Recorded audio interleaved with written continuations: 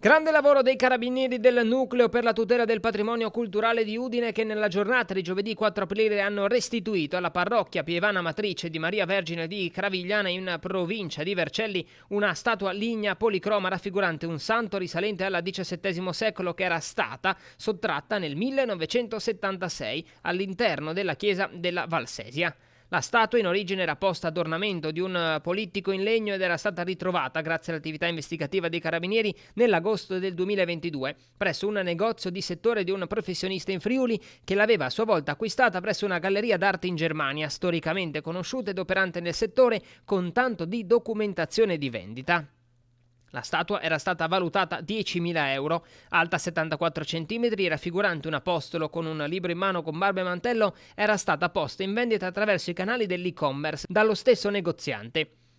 Molto spesso questi oggetti vengono messi in vendita a totale insaputa del venditore sull'origine dell'oggetto. Le ricerche svolte sul web consentono però di individuare spesso dei beni culturali che sono di illecita provenienza grazie ai contenuti archiviati nella banca dati dei beni culturali illecitamente sottratti, di cui dispone il Comando dei Carabinieri per la tutela del patrimonio culturale, che è la più importante banca dati al mondo.